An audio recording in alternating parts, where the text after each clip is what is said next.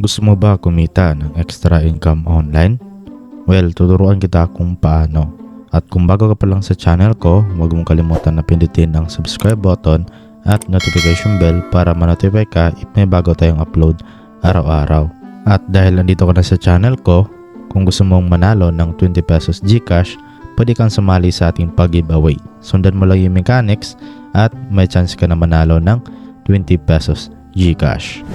So for today's earning application mga idol, ay pwede ka pa tayo ditong kumita ng 2,000 pesos up to 12,000 pesos ng libre lang at direct na nga po sa GCash yung withdrawal natin dito. At ito na nga po yung application na si Crazy Farm. So yun mga idol, nasa description lang natin yung link para ma-direct na kayo dito sa Play Store, no? So kapag na-install nyo na siya, and then tap nyo lang itong play. So bala dito ay pagkatapos yung ma-open ay kailangan nyo na muna dito na mag-login para makapag-proceed tayo. So pwede kang gumamit ng Facebook, okay, or yung Google account ninyo. So pili na lang po kayo dito, pero mas maganda na Google na lang yung gagamitin ninyo para na rin, no, sa safety ng Facebook natin. Okay, at once na open na nga po dito yung application, so yun na nga, dito na nga po tayo sa dashboard nila.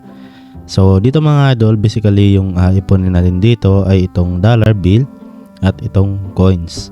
So lahat naman dito mga idol, itong dollar bill at itong coins ay pwede natin yung ma-withdraw lahat, no? So bala dito para makapag-earn tayo ng dollar bill at coins, so kailangan natin dito na maglaro mga idol, no? So bala napakasimple lang po lang laro natin dito, no? Then, ang gagawin nyo lang, itap nyo lang tong mga prutas na nandito. Okay? O yung mga object dito, ayan. So, bali mapunta siya dito. So, ang kailangan mo lang gawin is kumpletuhin yung tatlo. Ayan, para mag-break siya. At kailangan nyo lang ubusin tong mga idol, no? Ayan. Katulad nito, no? So, bilisan lang natin, no? Ayan. So, ganyan lang, no? Kahit kahit na mali kayo sa pagpindot, pero nasisave naman yan dito, or kumbaga naipon yan. Okay?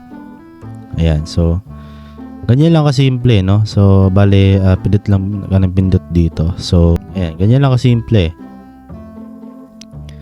Then ito, piliin nyo lang, no, yung magkaparehas dito mga idol. Ayan. So ayan, meron kayo may-receive, no, na dollar bill. So ayan, dumagdag siya dito sa bill natin. At ito na yung nakuha natin pagkatapos ng na level natin. Ayan. So 143 coins po, no, hindi po to peso, no. So nasa coins po ito. Pero yun nga, click natin yung IC. So dito mga idol, dumagdag niya siya sa balance natin. So actually 630 naman yan, pero hindi natin yan ma-withdraw dito lahat, no. Okay, so ayan, level 5 na nga po tayo dito. So ulitin nyo lang yung mga idol sa paglalaro dito. So as you can see, no, meron na tayo ditong 30 pesos sa ating dollar bill or yung green coins natin, no. So direct naman tayo dito sa iba pang mga ways of earning nila bukod nga po dito sa paglalaro. So meron din sila dito mga idol na invite. Ayan, tap nyo lang to. Okay, so dito mga idol, para makapag-invite kayo ay gawin nyo lang, i-share nyo lang po itong referral or invitation code ninyo. Ayan, copy nyo lang. And then, dito mga idol, sa mga hindi pa po nakapaglagay ng invitation code, so dito po nyo ilagay mga idol, no. Click nyo itong fill in invitation ID. Then, pwede nyo pong ilagay yung ating invitation ID dito or invite ID, no. So, dito mo makita yung income mo sa pag-invite at yung total earnings today. Ayan. So, sa pag-withdraw to withdraw money, ayan, no. So, yun lang.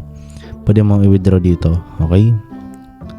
So back naman tayo mga idol. Dito naman tayo sa itong 150 pesos a day. So ito yung mga daily tasks nila na pwede nyong tapusin, no? Itong example, share daily, download and play. Ayan, nandito po yung reward niya. Example ito, 23 pesos. Ayan, 7 pesos, no? Ayan, ito successfully cleared. Level, ayan. Okay, so 23 pesos. So basta ubusin nyo lang yan mga idol, yung mga tasks na yan, para magkapag-ipon kayo ng 150 pesos a day, no. So dito naman tayo, itong parang gift. So more task pala to, no. Ayan. So bali pwede ka dito take ng mga task, complete the task and open the treasure chest. Ayan, tap nyo lang yun to finish para makapag-proceed kayo, no. So ayan, dito naman meron sila, no, nakita nyo meron itong 2 draws. 1,200 yung pwede nyo makuha. So try natin. Ayan. So bali mag-ano lang tayo dito mga idol, nakalagay din dito no, draw 8 times 100% get all rewards. So tap natin yung go. Tingnan natin dito kung magkano yung makukuha natin. So bali meron tayo dalawang dito na natira na draw. So ayan, 25 pesos yung nakuha natin. So happy to accept. Then ayan, nag-gain na natin siya. So hindi na po yan kasama sa ano natin. So go natin ulit. Then ayan, 1 draw na lang yung natira. At sana 1k yung makukuha natin, no. Ayan, 25 pesos. Okay, so wala na, no. 0 remaining na yung ating ano dito draw. Ayan, so wala na. So ayan, dumagdag na nga po siya sa balance natin, no. Ayan. Then dito naman tayo sa itong isa. So bala dito ay illustrated book, no. Pwede kayo magkaroon ng reward kapag na-unlock niyo pa lahat dito yung mga pieces, no, ng mga object.